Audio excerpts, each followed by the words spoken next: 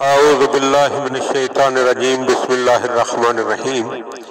मौला कायनात हज़रत अमीरुल मोमिनीन अली इब्न अबी तालिब अलैहिस्सलातु वस्सलाम के मजमुआ कलाम नहजुल बलागा के पहले बाब का खुतबा नंबर 122 अपने सहाब को जंग पर आमादा करने के लिए फरमाया, ज़रा फौज को आगे रखो और बेज़िरा को पीछे कर दो और दांतों को भींच लो कि इससे तलवारें सरों से उचट जाती हैं और नेज़ों की अनियों को पहलू बदल कर खाली दिया करो कि इससे उनसे इनके रुख पलट जाते हैं।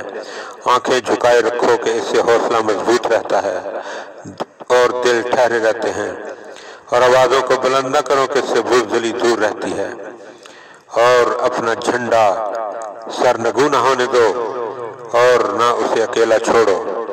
इसे अपने जवां मर्दों और इज्जत के पासबानों के हाथों में ही रखो, क्योंकि मुसीबतों के टूट पड़ने पर वही लोग सब्र करते हैं जो अपने झंडों के गिर्द घेरा डालकर दाएं बाएं और आगे पीछे से इसका अहाता कर लेते हैं। वो पीछे नहीं हटते कि इसे दुश्मनों के हाथों में सौंप दें और न आगे बढ़ जाते हैं कि उसे अकेला छोड़ दें। हर शख्स अपने मद्दे मुकाबिल से खुद निपटने और दिल जान से अपने भाई की भी मदद करे और अपने हरीफ को किसी और भाई के हवाले न करे कि ये और इसका हरीफ एका करके उस पर टूट पड़े। खुदा की कसम, तुम अगर दुनिया की तलवार से भागे तो आखिरत की तलवार से नहीं बच सकते। तुम तो अरब के जवां मर्द और सर बुलंद लोग हो। याद रखो, भागने में अल्लाह का गजब और ना मिटने वाली रसवाई और हमेशा के लिए नंगो आर है।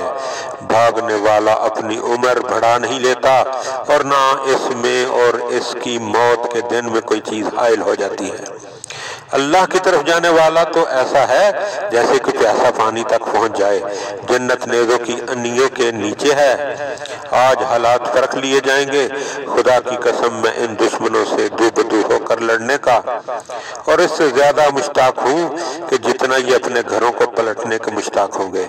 खुदा बंदा अगर यह हक ठुकरा दें तो इनके जत्थे को तोड़ दे और इन्हें एक आवाज पर जमा न होने दे और इनके गुनाहों की पादाश में उन्हें तबाह बर्बाद कर।